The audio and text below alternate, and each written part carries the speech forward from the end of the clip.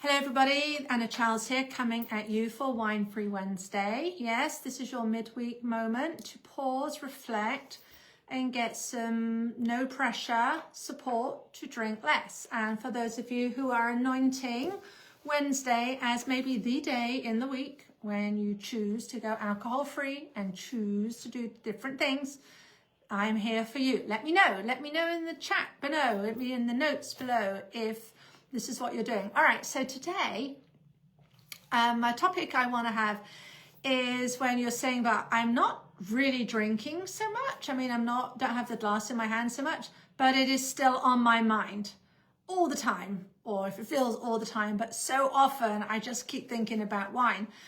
And this is when we get into, like, should I be drinking? Maybe I'm not going to. I didn't yesterday, but I kind of like to, right? We kind of have those mental gymnastics there. Even if you can look and say, look, actually the amount I've been drinking is down, is low, but maybe your life just actually doesn't feel all that different, right? You can see you don't have the consumption, but in terms of how you're experiencing life, and the whole thing, it's just like, this still doesn't seem a lot of fun. And maybe it seems worse fun because you're having all the thoughts about the wine and the Prosecco and the beer and all the rest of it, but you're not even actually, your brain might say you're not even having the pleasure of the drink. So what is going on and what do we do here? Now, this is when I see this frequently. And my clients don't have this because I don't teach this way, but I see this a lot on message boards. And this is where people tackle the action of drinking without what's going on underneath it. Right? So when you say things like, I'm just going to put the glass down, I'm just going to say no, I'm just going to be strong, and we do that. But underneath, we have this torrent often of, yeah, it's not going to be so good. You're going to still want it. You're going to be missing out. We have all of this stuff going on, right? And when we just tackle the action, sooner or later, there's going to be some rebellion. So I always say there's the inner rebel is going to come out. And this is exhausting because then you are supposedly doing the right thing, but it really doesn't feel that way. And this is when, if you're one of those people who says, look, I have been doing that and I'm not getting the benefit wise, and that it's probably because of this, right? It's because you have this mismatch of what you're thinking and mismatch of what you're doing. I like to think of these thoughts, right? These kind of, oh, should I, shouldn't I, even when you're drinking less, it's kind of like the sediment thoughts. Now, you know, in a bottle of red wine, you get to the bottom, you get that icky stuff, kind of all the flaky, icky stuff. You have to pour it very carefully. These are kind of like the leftover thoughts from when we were drinking, right? Should I, shouldn't I, one more, all of those types of things. And what's happened is that while we might not be having so much drink, the wine is, in our mind, it still serves a purpose. It still equals maybe relief or escape or connection or fun, or maybe it helps us sleep, or maybe it eases pain, right? We still have these beliefs that are going that are really strong. And so when we stop the action, we still have these beliefs. And this is because your brain hasn't been told to what to focus or think instead. Right? You're still thinking the same thing and you're trying to get it to do a different action. And when people come to me, we do not just reduce their drinking. I mean, that actually happens. And obviously we do focus, especially in the early days, a lot of attention on the amount that's being consumed. But it is so much more than that. We focus on how often they're thinking about drinking. And we also focus on changing how they're thinking about drinking, right? Our thoughts become very, very intentional when we're doing planning, when we're thinking ahead, when we're looking at objections, when we're fearing all of that stuff. We start to say, okay, how do we intentionally want to think about this, right? We don't just leave it to chance. This is a very different type of thinking than just not thinking about it at all, or I think it's just going to be so much worse. I'm going to go to the party and I'm not going to drink. It's just going to be so much worse, right? It's such a very different thought to, I'm actually planning to go alcohol free to the party because it happens to be on Wednesday and I'm doing Anna's Wine Free Wednesday. And this is how I'm deciding to think about it. And when you change how you think, when you just approach it differently, when you become more intentional, that becomes a new habit. Now it takes a few repetitions. to get there. But you absolutely, that becomes the new way of doing it. And I want you to think, if you're constantly thinking in that new way, then you will start to act in a new way. And the two things will go hand in hand. It will make sense to you that when you're being intentional about your thinking about your drinking, that you'll be drinking less. Versus if we are not being intentional, maybe our intentional is, this is going to be just so blimmin' horrible. Or this is going to not even going to have fun. I don't even want to go if I'm not going to drink. No wonder we're not going to want to drink, right? It just doesn't jive. And when I get my clients into thinking intentionally, the other thing that happens is they stop the should I, shouldn't I. They stop those mental gymnastics. Their brains become a lot clearer, right? Because they know, they teach their brains, they teach themselves that we're just going to plan this and then we're going to follow through. We're going to plan and we're going to follow through. And obviously, there's a heap of stuff we do between making a plan and following through. That's the secret sauce. That's where we get into dealing with our feelings. But they start to trust themselves that they will do that, right? And it's just that how and asking themselves questions that makes all the difference.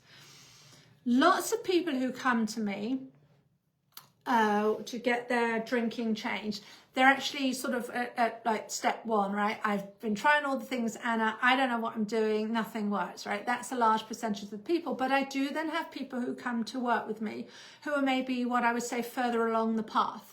Right? They've been maybe integrating alcohol-free days into their week. Maybe they've been doing the wine-free Wednesdays, right? Since I initiated this. So maybe on paper, they're a little further along where then their numbers have gone down.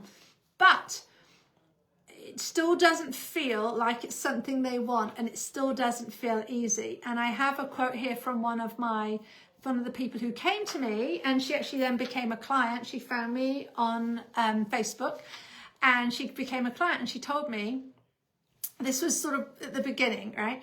I'm not drinking during the week, but it's like I'm still mentally managing it. I'm constantly wondering if I'll crack. It's tiring, right? And I just want you to see that if you're doing the right thing, but you kind of feel like you're holding on to grim death. This is where I say, when people say that sort of they're worried they're going to fall off the wagon, right? My retort is, well, what if there's no wagon? But if you're constantly feeling like you're holding on for grim death, right? Even though you're, again, doing the right thing in terms of drinking less, you know that this is, A, it feels miserable, and B, you wonder how sustainable it is.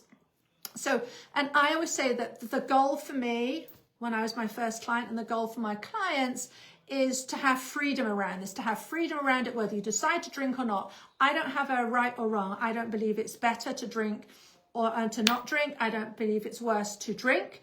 It comes down to you and what you want. But when you have pure freedom around it, where it's if you can take it or leave it, or if you decide to drink, then you go ahead and do that. This comes from understanding what we're making this mean and not force-fitting ourselves into something that we just don't think is us, doesn't fit with our life, and it just feels miserable. Because really, the way you get somewhere, so the way you achieve your result is the way you stay there.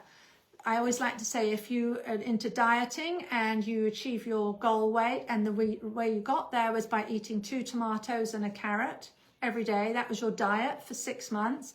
The only way you know how to maintain your weight is to continue eating 2 tomatoes and a carrot. And who wants to do that forever, right? So the way we stay there is the way we get there. So we want to make this pleasurable. This needs to be something that we can enjoy, so that we enjoy who we're going to be, rather than I'm just going to be so miserable for the rest of my life, even if I'm not drinking so much. Right, so there's a positive and a negative. It doesn't have to, it can be an or. It doesn't have to be an or. I'm either going to be miserable or I'm going to be healthy. It can be and. So if this is you, if you find yourself spinning, if you are putting the glass down more frequently, but you still feel miserable and you don't have any of the positive effects, you're not sleeping better, none of that stuff is happening, I want you to shift your attention. And I want you to ask yourself, when you're in these scenarios, what do I need right now? Right? What am I seeking? What's going on for me? What would feel good for me right now? Right? And if it is a drink would feel good for you right now, get curious and ask why. What's going on underneath that thought? Because if you are drinking less, right, then you're having, we've got less of a dopamine thing going on there. There's something else underneath there. Why? Ask yourself why. Give your brain a new job to do. It's another way of thinking about it. So rather than giving your brain the job of, oh, should I, shouldn't I? Is it going to be worse? What are they going to think? I'm not sure, one more won't hurt, right? This internal tussle, set it off on another task. When I think that I want to drink, why is that? Come up with an answer, come up with 10 answers, and then go through and see how do they make sense. And if they make sense, ask, how could I achieve that feeling in a different way, right? Remember, see, this is all about treating our brain as a tool rather than just because I've done this thing for 1,000,000 years, or that's how it feels, I have to continue doing it. And this is so much of what I see when people come and they actually, again, are drinking less, but they have all the thoughts. It's like they've got all the desire. Another way this shows up is I see people where they're just guzzling back the alcohol-free stuff, especially the alcohol-free beer, right? Drink, drink, drink, right? Pretending it's kind of like it's beer. And that, even though there's no alcohol there, that tells me there's something going on when it comes to desire, right? And we don't want to be in that place of, at least my clients don't want to be in that place where we have this kind of raging desire. All right. So just because, I want to leave you with this, just because you might be having those thoughts, it does not mean anything has gone wrong. You just have not been taught how to do it this way, right? Society tells us if you have any kind of problem with alcohol, you either have to just stop drinking, or maybe they'll tell you, stop making such a fuss, you drink less than me. But you know, that advice, just stop, just put the glass down, right? This is what I'm addressing here. There's a whole heap of stuff that might be in there. And this is the work I do, right? This is how I help people to pull this apart. And we do it in a very specific way. So if that's what you want, if you're ready for this, right? You're stuck in this. And what I'm saying today is like, yeah, Anna, I really get that. That really resonates. That's me. I've made all the right moves, but I don't feel any further along. That is not freedom, my friend. There is a far better sense of freedom out there, right? And we can work on that. And this is what I do. So there's a link there, or you can go to 90dayslater.co. Book yourself a free call with me. The first one is free, where we talk about where you want to be and where you are. I've worked at this point with dozens, hundreds of people.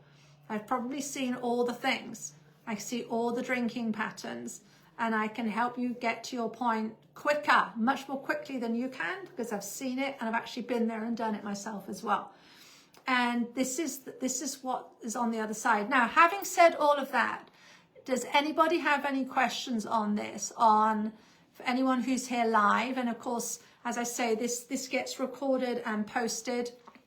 Oh, and after a month, it goes onto my YouTube channel because Facebook removes these things now.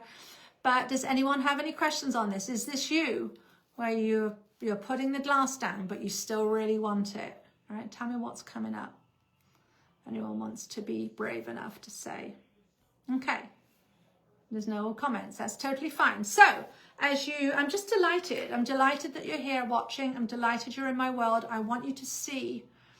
I just want you to believe and know there is another way of living than the one you have been doing, right? That this is possible. It's totally possible to change. In fact, I was just on a coaching call with a client who's learning to follow through on her drink plans and just deal with the feelings.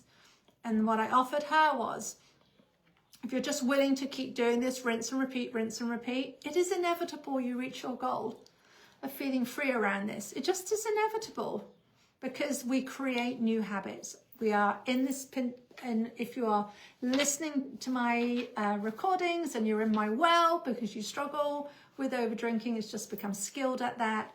I just teach you how to harness our habit mindset and create habits that you want that are new. Okay, no other comments from anyone? No? Okay, so I'm going to go and make the dinner.